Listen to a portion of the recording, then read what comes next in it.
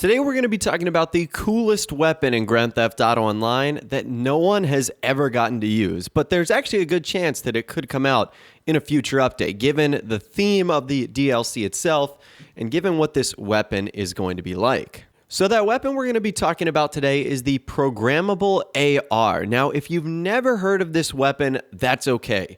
The Programmable AR, or the XM25 grenade launcher, was actually cut from the game and has never appeared in GTA 5 single player or in Grand Theft Auto Online.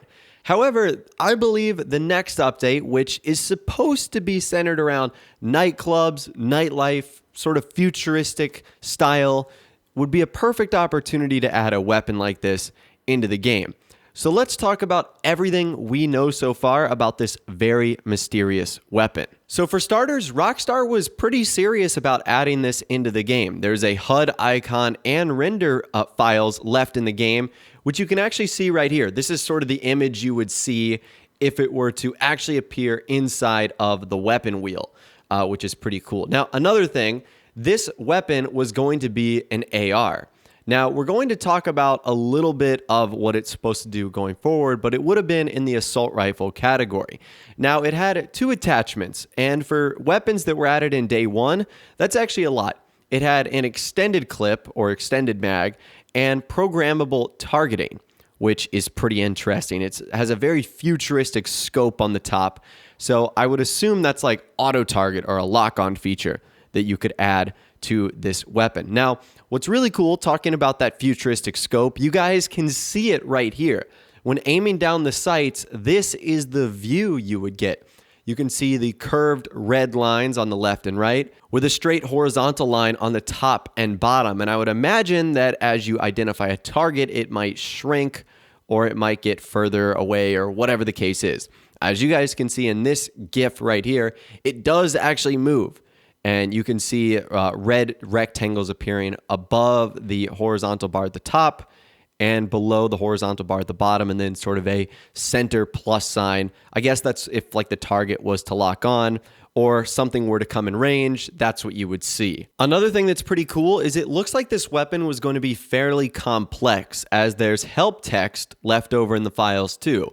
So when you were to use this weapon for the first time, it would say this: press and hold the right mouse button, which I think would be left trigger on the controller to aim the programmable AR, and then press the left mouse button or the right trigger to set the range. Once the range has been set, press the left mouse button to fire. So it's kind of a three-step process. You have to aim the gun, you have to set the range, and then you have to fire.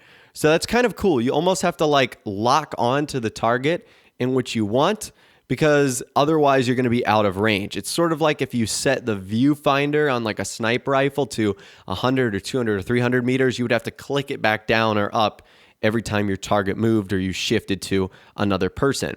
So that's kind of cool. Another thing that's interesting is in the ammunition stores, there's actually a sign on the wall that suggests this vehicle was going to be available for sale.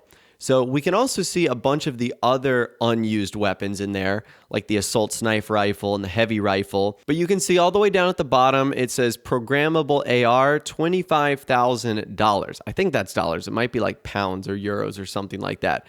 So it was supposed to be a weapon that's added in the game, and you can see all the other weapons that appear on that wall are for the most part in the game already. Now, what's interesting is that even though this weapon is called the Programmable AR, it's actually more of a grenade launcher, which is kind of interesting. The damage this vehicle does, it does explosive damage of 200 for a direct hit, and then 20 damage for edge or splash damage. Although since it's a rifle, I'm not sure what ammo it's supposed to have.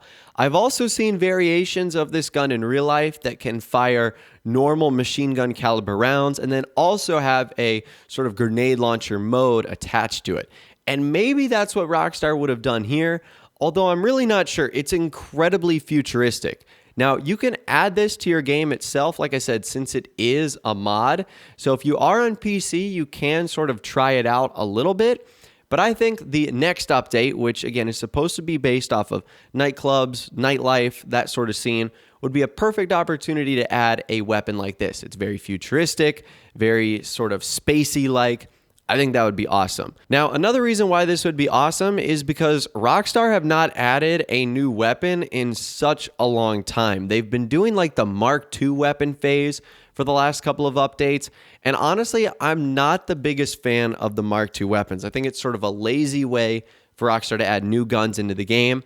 I wish they would add new weapons, and the XM25 grenade launcher or the programmable AR would be the perfect opportunity for Rockstar to do something really cool and add this into the game. So I'd love to hear from you guys in the comments down below. If Rockstar were to add a new weapon in the next update, would you like to see them add this gun, the programmable AR? By far the coolest weapon in the game, the most futuristic and high-tech that we've never gotten to use.